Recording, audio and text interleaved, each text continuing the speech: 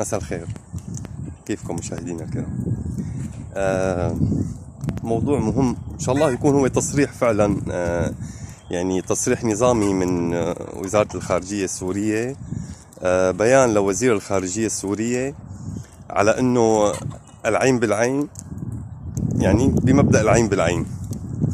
هو قرار دخول الأشقاء اللبنانيين إلى سوريا كما هو، يعني كما موجود في النص اللي نازل، انه على كل لبناني كفيل سوري، ومثل تقريبا نفس اللي كانوا عاملينه الاشقاء اللبنانيين بخصوص السوريين، يعني لدخول السوريين الى لبنان. انا بحيي من قلبي هيك قرار.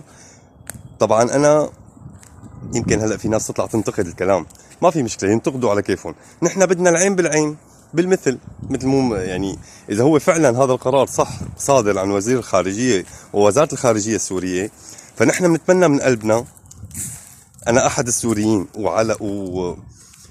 مو بس انا، بظن انه الغالبيه السوريه هيك بدها بصراحه، يعني غالبيه الشعب السوري اليوم هي بتتطلب هالموضوع هذا.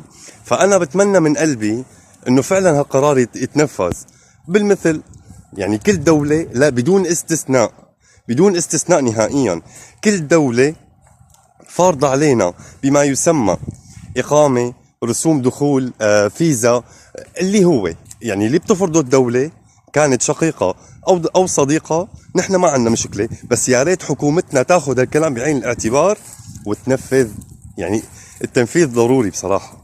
فأنا بحيي من قلبي هيك قرار بالمثل. نحن ما بدنا شيء، نحن ما عم نطلب شيء، نحن كشعب سوري بارك الله باللي استقبلنا وما عمل لنا مخيمات، يعني الدول اللي استقبلتنا كدول شقيقة وما عملت لنا مخيمات، وبنفس الوقت الدول اللي فوتتنا وطلبت منا إجراءات بالمثل تعامل بالمثل.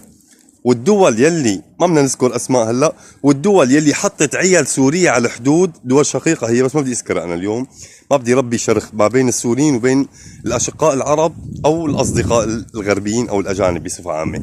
فنحن بدنا بالمثل، ما بدنا اكثر. مثل ما الدوله، يعني اي انسان مواطن سوري اليوم مقيم برات دولته، بالدوله اللي مقيم فيها، الشروط اللي عم تنحط عليه كمواطن مغترب، نفس الشيء مواطن البلد اللي هو قاعد فيها. على سبيل المثال انا بليبيا، العالم كلها اللي بتشوف المقطع بتعرف، مشان ما يفكروا انه انا ضبابي وما عندي شفافيه بالكلام، لا احكي بصراحه. مثل اليوم انا بليبيا، ليبيا الشقيقه بارك الله فيهم، الحمد لله استقبلونا، ما عملوا لنا مخيمات، بارك الله فيهم، بس عم يطلبوا اقامات، وهذا الشيء حقهم، والله العظيم عم بحكي الحق، بلدهم حقهم يحافظوا كذا.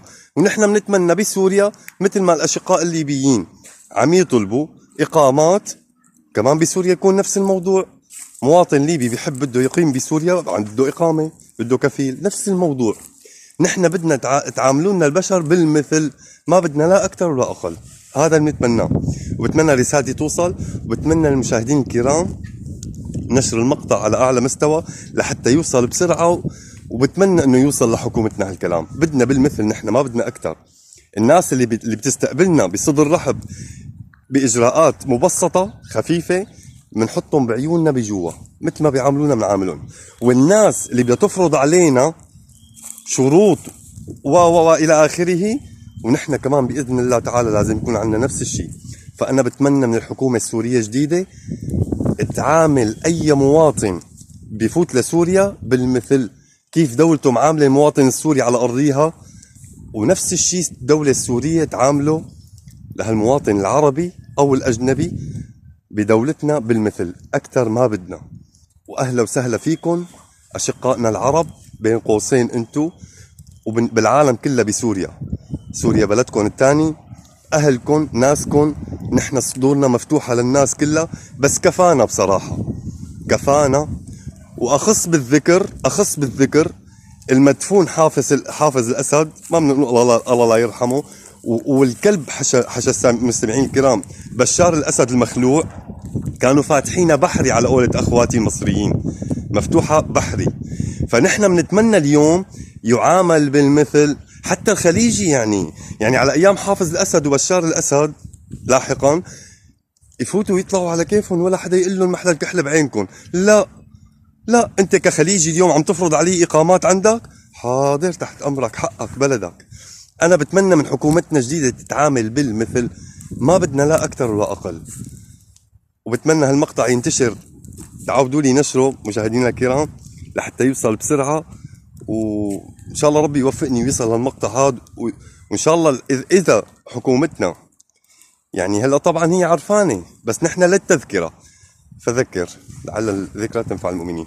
نحن بنتمنى انه يوصل هالمقطع هذا لحتى فعلا هالاجراءات تكون يعني يتاخذ فيها بعين الاعتبار.